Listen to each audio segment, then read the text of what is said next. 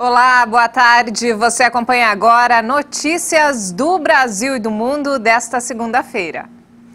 E a partir de amanhã, a prova de vida dos aposentados do INSS volta a ser obrigatória. Ela tinha sido suspensa por causa da pandemia. Aposentados e pensionistas do INSS vão voltar a fazer a prova de vida para não terem seus benefícios bloqueados. O procedimento, que foi suspenso em março de 2020, agora é retomado para evitar fraudes. A prova de vida é um processo anual e obrigatório para os segurados e pensionistas do INSS que recebem seu benefício por meio de conta corrente, conta poupança ou cartão magnético, comprovarem que estão vivos. Tem como principal objetivo dar mais segurança tanto para o cidadão quanto para o governo, evitando pagamentos indevidos. O INSS iniciou em fevereiro a prova de vida por biometria facial. O projeto piloto foi iniciado com cerca de 5 milhões de beneficiários que podem realizar o procedimento sem sair de casa. Os cadastrados receberam uma mensagem de texto ou e-mail fazendo a convocação. O modelo convencional de atendimento do INSS ainda é presencial. Aposentados e pensionistas que tiverem a biometria bancária cadastrada podem usar qualquer caixa eletrônico para fazer a prova de vida, tendo em vista que muitos bancos aceitam qualquer transação realizada como prova de vida.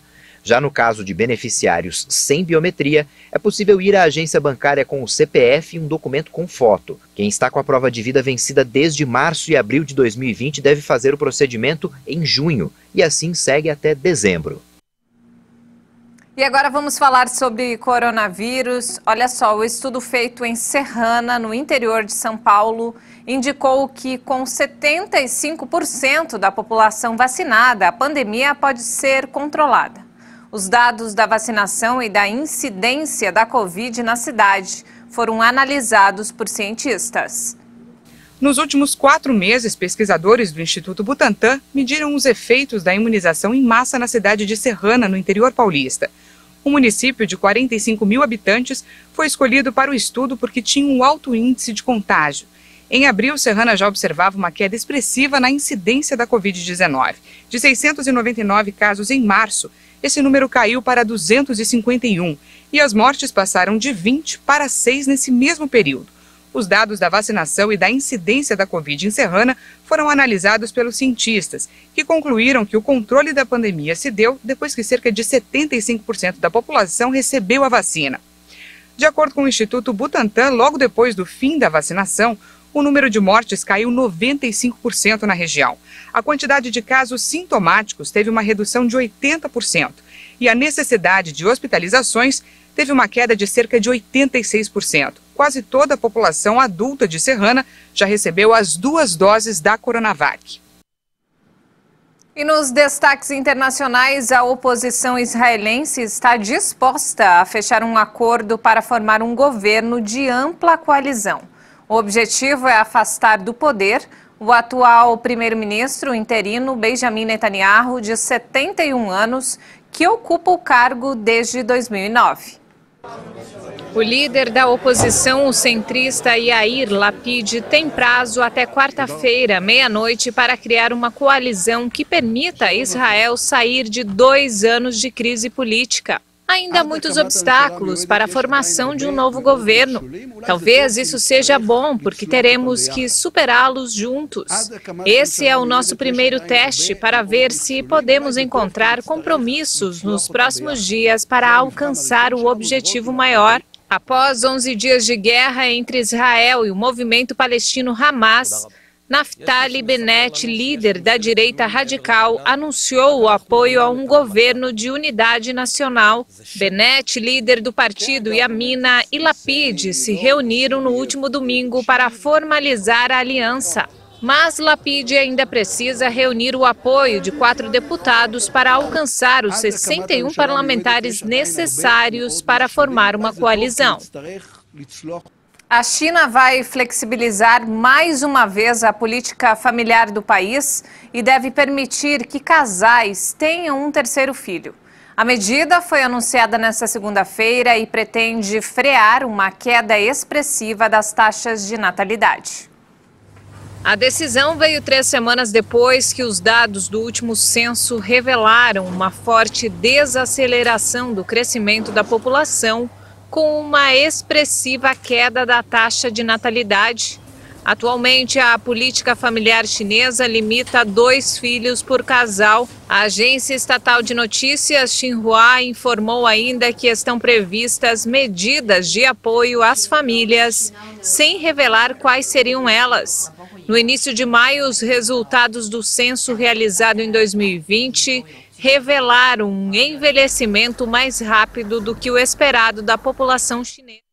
No ano passado, o país atingido pela pandemia da Covid-19 viu o número de nascimentos cair de pouco mais de 14 milhões para 12 milhões. Até 2016, a China viveu por mais de 3 décadas uma política de filho único, sendo criticada pelos altos índices de abortos e esterilizações.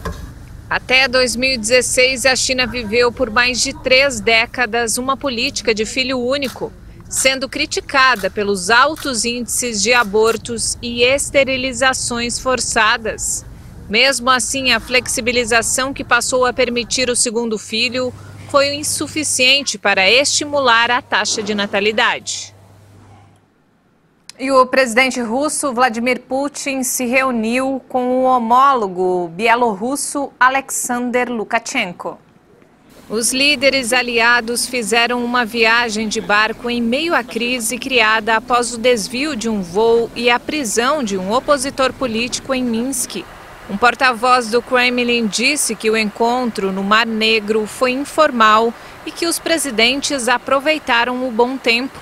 Recentemente, os Estados Unidos anunciaram que vão entrar em vigor no dia 3 de junho sanções econômicas contra 9 estatais de Belarus, além de a Casa Branca ter emitido um alerta desaconselhando cidadãos a viajar para o país.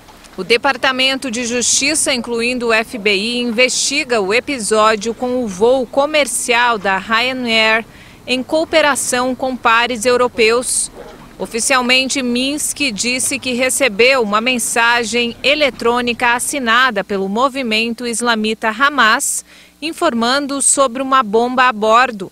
Após o pouso, o opositor ao regime de Lukashenko, Roman Protasevich, e a companheira Sofia foram detidos.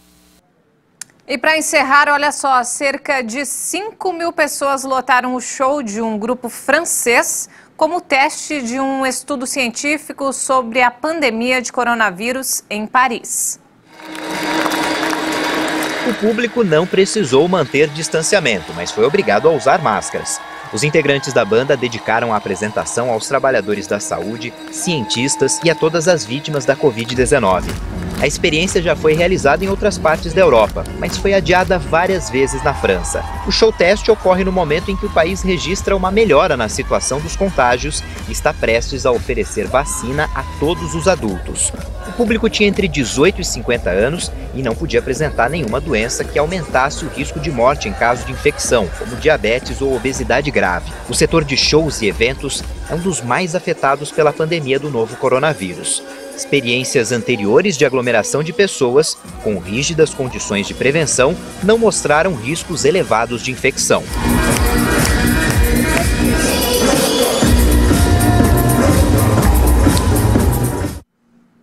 E essa edição fica por aqui. Mais informações daqui a pouco, às 5 da tarde, com Maria Alice Dias. Obrigada pela companhia.